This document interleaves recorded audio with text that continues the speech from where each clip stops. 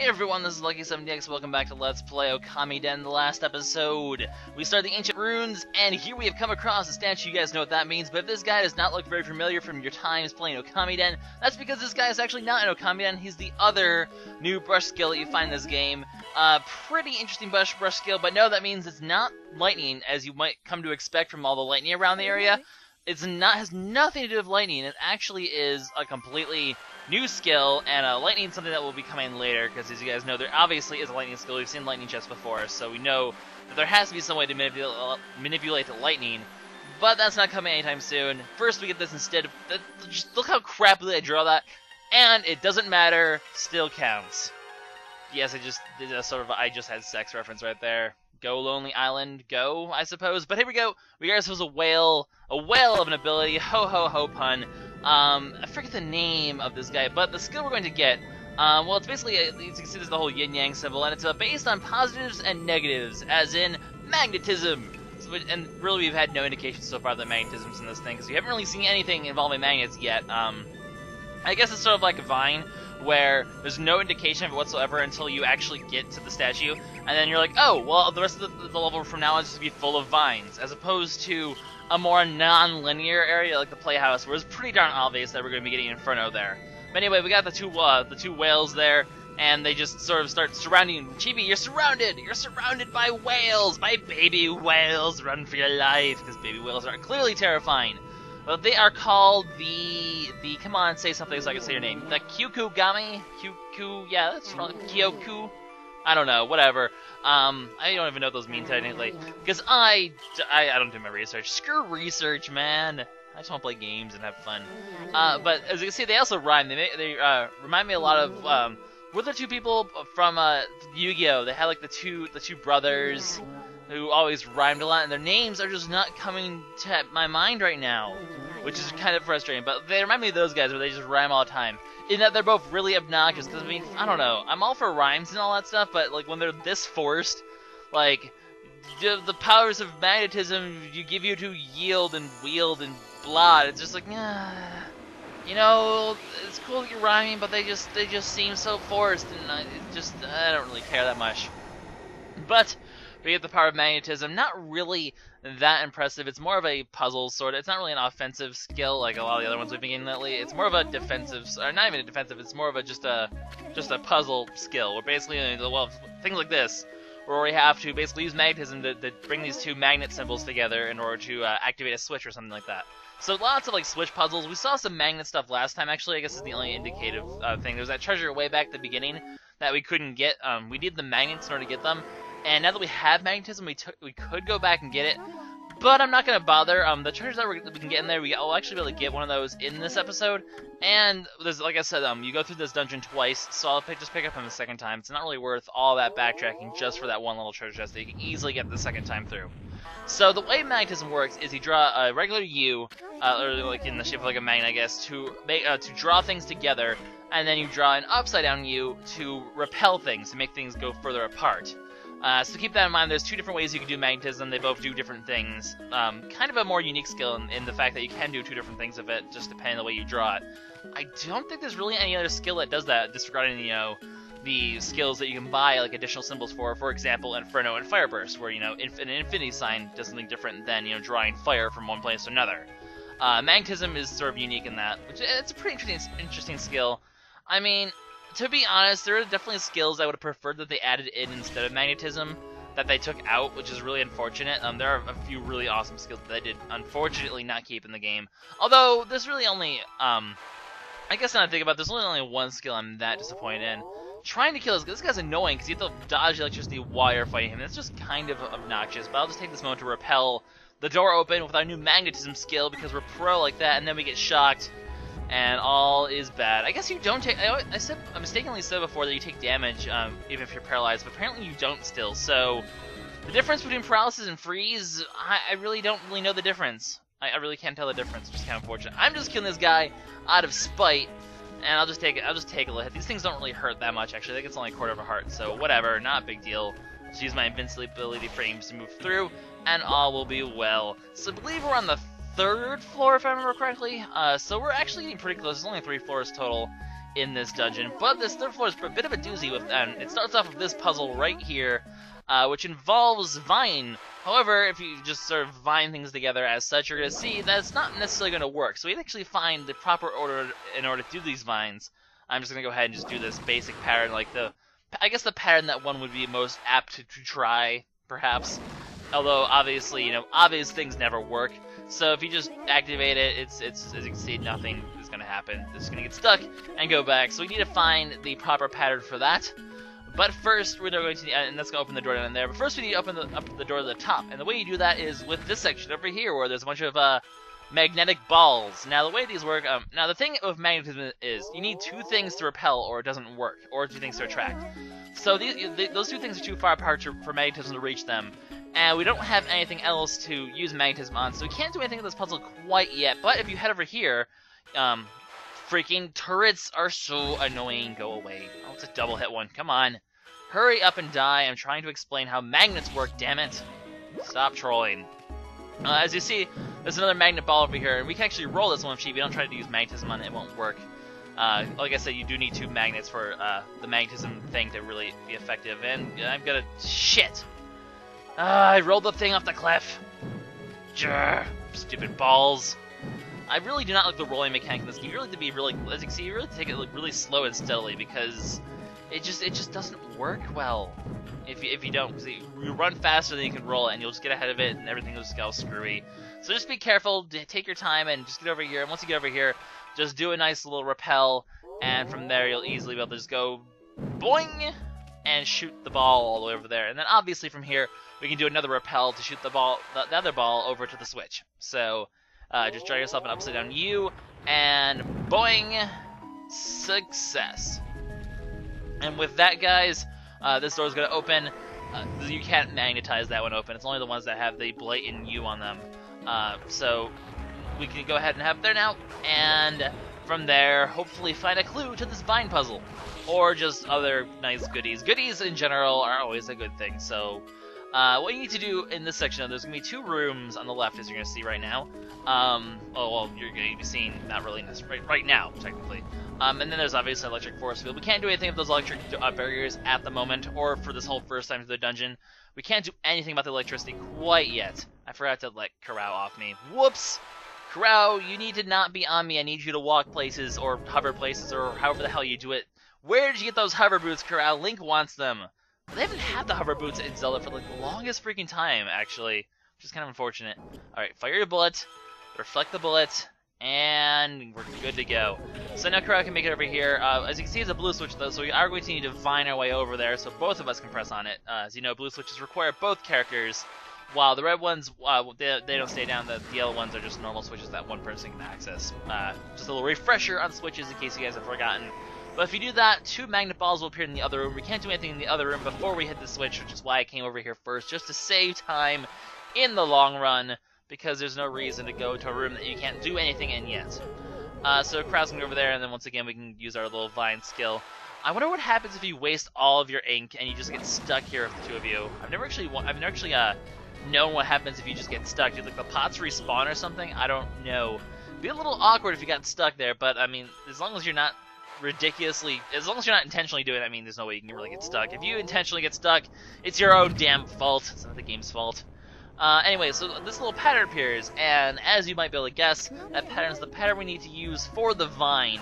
So it's an X line and an X is the way I remember it. So it's like two X's with a line in the middle of the two. So we're gonna put that vine pattern down, and you can draw as many vines as you want to connect between these things. I mean, you just can't double vine the same connection or something like that. But you can draw as many vines as you want. So we can draw one here.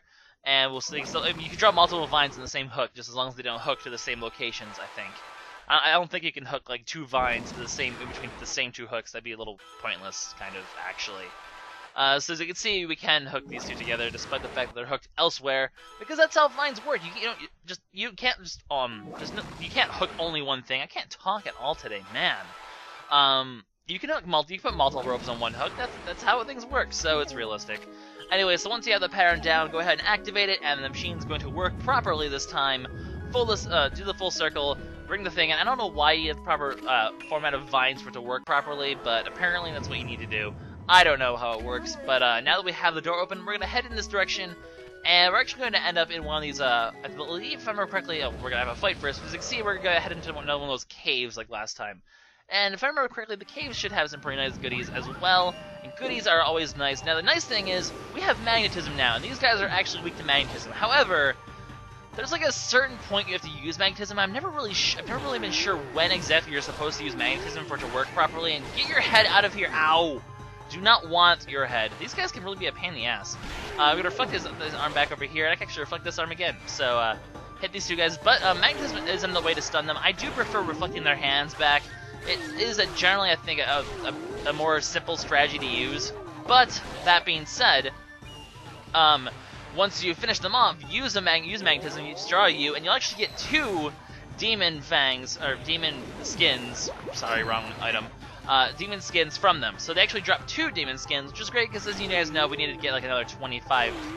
I think 25 of them, or is it 30? I think it might even be 30. So these guys are definitely a good source of it. It isn't really hard to get their skins. Just kill them and draw you. It's really, really simple, and you get 2 whole skins for it. Except for some reason that one didn't work. I guess one of Kurow's music notes hit him before the Magnetism did. I don't really know. Kind of a bit weird. But whatever, it's 2 skins, and in the long run, I'm sure I'll be fine. So I'm not gonna sweat too much over it. In fact, there's actually an enemy coming up later on that is gonna be very, very good in getting you tons and tons of skins, as you're gonna see. So not really too worried about that. Anyways, just bloom this, just for a little bit of extra praise. We actually are getting pretty darn close, as you're going to see in a second, to maxing out our next level of praise, which is pretty nice. I don't think we're going to be able to do it in this run through the dungeon. It's probably going to be through all the little bits of side questing stuff we're going to be doing after this part. Because after this, we are going to actually have a little bit more of the whole Yakushi Village thing. Actually, we're going to have some very interesting side quests to do after this one. In Yakushi Village, because things are really going to start going in Yakushi Village pretty soon. And it's going to be like actual side quests with actual rewards that are halfway, partly, somewhat decent. At least one of them is. One of the few side quests in this game that actually gives you a decent reward. But in here is Journal 5 out of 8. Like I said, you can't get 4 out of 8 until you come back here the second time. So as of now, we have all the journals we can possibly get, and actually pretty much, besides one thing which we're going to get in a little bit, we have all of the goodies we can get in this first run-through of the Ancient Ruins, minus that treasure at the very beginning, because like I said, I'm going to pick that up the second time, so I'm not going to worry about it for now. We have these little red demon dudes, as usual. They're not really that much in the way. Just slash one if you haven't done so before, even though you would have had to have done one before, because there was that point where you had to kill a bunch of those things, and then you would have had to have got one. But as you guys know, you do have to kill each enemy, and you have to actually kill the enemy for it to appear in your enemy notebook, and you need to complete the enemy database for you to get something good in New Game Plus. So make sure you do kill everything you see, because you need to unlock everything. So killing is good. Always make sure you, I mean, even if you know you've gotten the enemy before, kill it just in case, you know?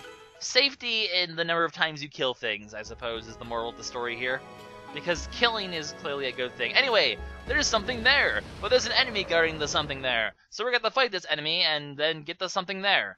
But the enemy guarding him is a new enemy. It's this giant, holy crap, that thing's scary. It's a giant evil skeleton thing. Kind of a bit terrifying. His weak point is the red core it has there, but if he raises his hands like that, he's going to try to slash you. Basically, you want to get a few hits in on this little, those bones are weak, as you can see they do break, but you want to get in a few hits. He's going to start launching, he can sort of launch himself at you. I guess the enemy is like the core thing here, and it's like animating the skeleton or something like that. I don't know. He has giant freaking teeth, dude. But if he raises his hand, if he does his hands like that, I mean, he either swipe at you, I think we've seen that.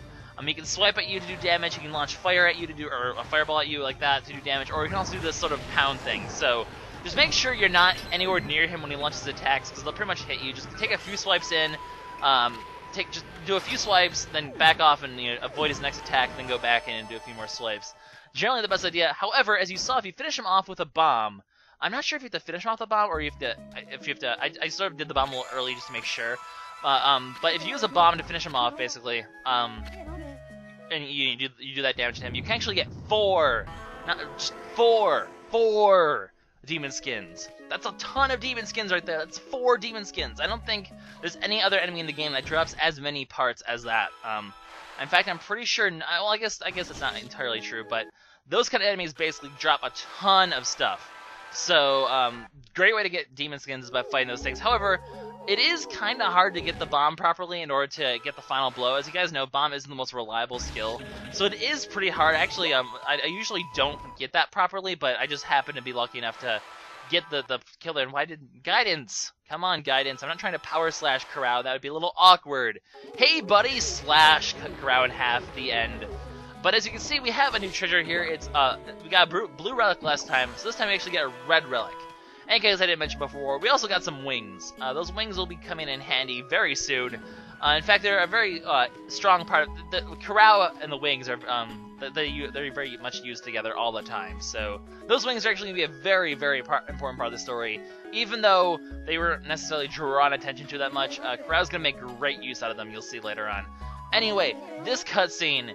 This freaking cutscene. I love this cutscene so much. It's so hilariously random.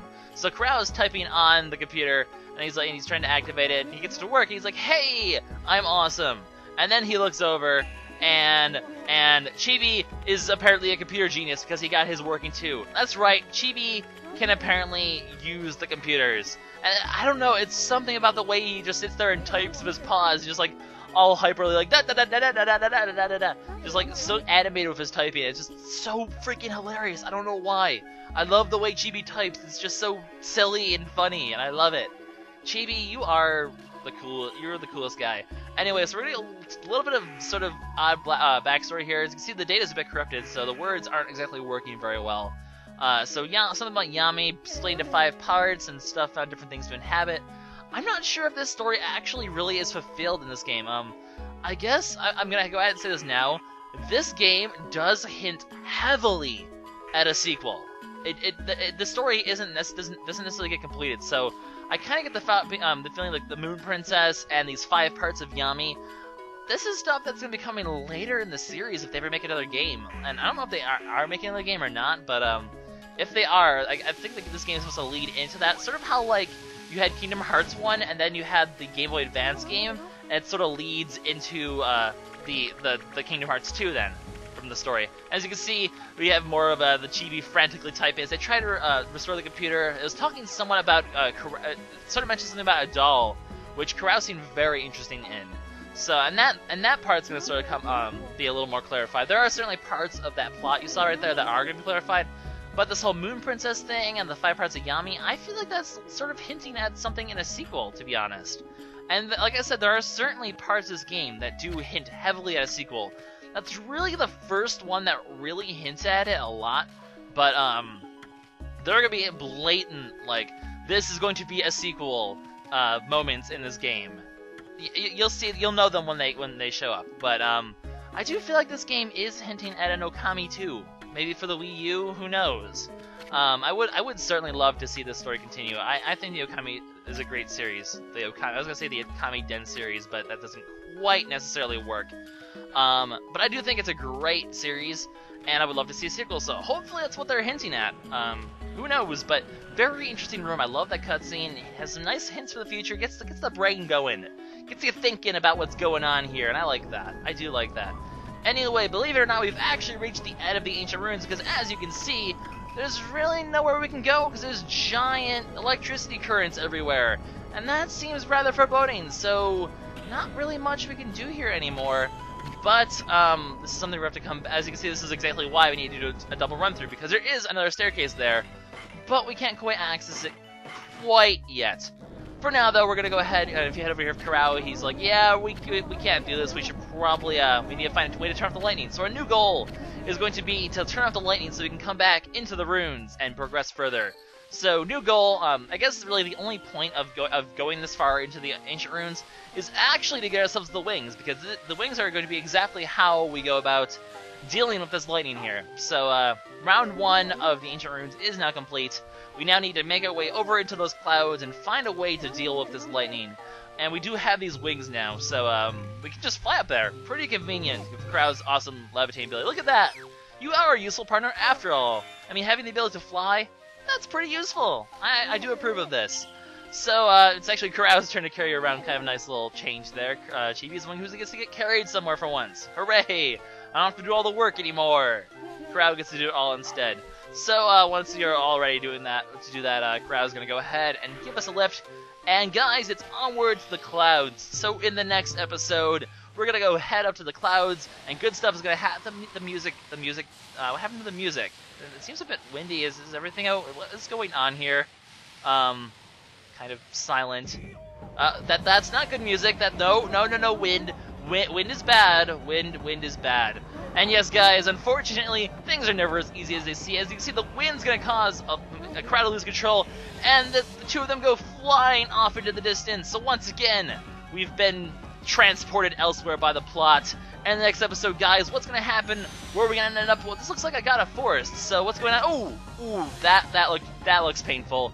Chibi got knocked out. Kurow, they've been sent flying. Are they okay? What's going to happen next? We're all the way back in a forest. What's going on?